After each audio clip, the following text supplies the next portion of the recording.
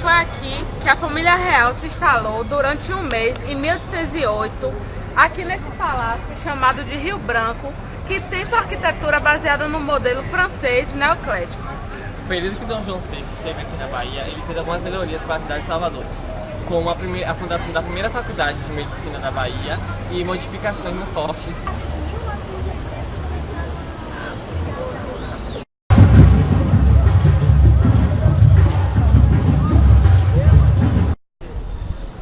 Dom João VI se encontrava em um grande dilema: se ele aceitava as propostas de Napoleão para aderir ao bloco continental, ou se ele ia de contra Napoleão aceitando a proposta da Inglaterra, sua antiga aliada.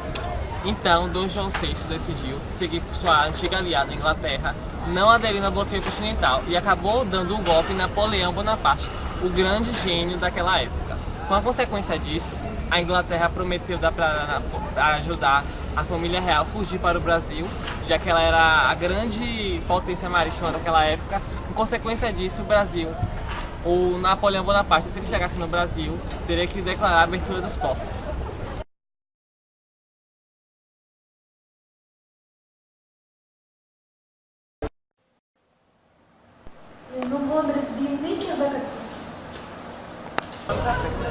Em 1807, a família real foge para o Brasil. Na verdade, seu destino inicial era o Rio de Janeiro, porém, devido à tempestade, desembarcou-se na Bahia. Passado um mês na Bahia, Dom João e a família real vão para o seu destino original, o Rio de Janeiro, a então capital brasileira. Na verdade, a fuga da família real trouxe duas consequências básicas para o Brasil, que foi a ruptura colonial e a inserção do Brasil na esfera de domínio inglês. Antes de seguir para o Rio de Janeiro, o que aconteceu no dia 24 de fevereiro de 1808, Dom João ainda autorizou a criação de indústrias de vidro, pólvora, tabaco e colheita de algodão. Naquele começo do século XIX, o setor industrial brasileiro não passava de uma miragem por três motivos básicos: a mentalidade escravocrata dos empresários, a falta de capital para investimento na expansão de negócios e a concorrência inglesa. Dom João tomaria outras decisões muito importantes para o desenvolvimento do Brasil, ao chegar no Rio de Janeiro, para onde se transferiu a sede do governo português. Na verdade, a presença da corte portuguesa no Brasil acelerou o processo que resultou nossa independência, proclamado pelo herdeiro de Dom João, Dom Pedro. Isso, porém, já é o começo de outra história.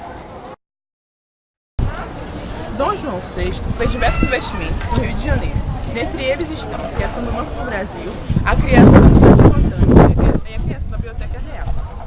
O Banco do Brasil, ele serviu de instrumento para o Tesouro Real.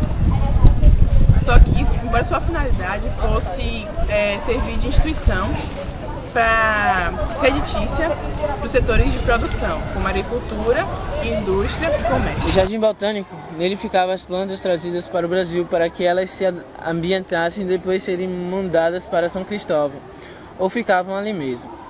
O Real Gabinete Português de Leitura, o Teatro São João, conhecido como João Caetano, e a Biblioteca Nacional e outros. Um detalhe muito interessante com a chegada do imperador em relação às novas infraestruturas é que, no ano de sua chegada, já foram criados alguns cursos superiores no Brasil. Isso quer dizer que a estrutura educacional e ou cultural teve uma atenção que não existia. Brigas familiares eram apenas o começo dos problemas de Dom João. A agitação política no Brasil e Portugal, ameaçando regra Bragança, tensão tanto na Europa e na América, decorrer de poder absoluto da família real, como muitos chamados para uma monarquia constitucional. No Brasil, uma organização secreta foi criada em 1814 que ressuscitou a ideia de uma república. A revolta que se seguiu originou em Pernambuco e ganhou o apoio de diferentes classes e do clero. A revolta se espalhou rapidamente por todo o Nordeste. No entanto, após uma breve luta, os líderes foram executados e da revolta foi reprimida. Desde a transferência da corte para o Brasil, Portugal vivia uma situação incômoda. Em 1808 foi invadido por Napoleão e posteriormente, depois que os franceses saíram de lá, passaram a viver sob a tutela direta da Inglaterra, sendo governados pelo Lord Beresford. A ambiguidade política de Dom João VI permitia essa situação, porque mesmo depois que os franceses foram expulsos de Portugal, ele continuou aqui no Brasil. Além disso, as medidas tomadas por Dom João, que davam ampla liberdade econômica para o Brasil, estavam prejudicando o comércio português, fazendo com que a economia de Portugal entrasse em uma situação desesperadora. Em 24 de agosto de 1820, os portugueses aproveitaram a ausência do Lorde para iniciar um movimento revolucionário na cidade do Porto e que em algumas semanas atingiu Lisboa, a capital de Portugal. Assim, uma nova junta governativa passou a ter o controle de Portugal.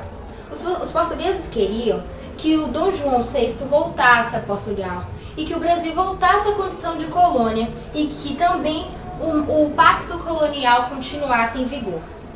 Os comerciantes, que foram os principais revolucionários nessa ocasião, ficaram muito prejudicados com a quebra do monopólio português e com a abertura dos portos brasileiros às nações amigas. Então eles queriam que esses portos fossem fechados para que os portugueses voltassem a ter este lucro.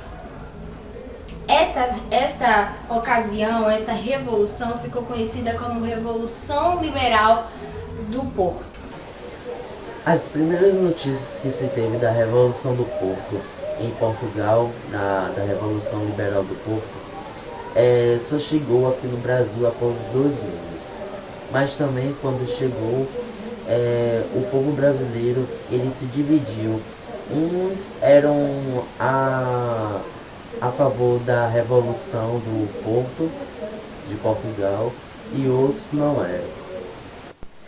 Embora um dos objetivos do povo português pela Revolução do Porto, que foi o retorno de Dom João a Portugal, eles acabaram conseguindo.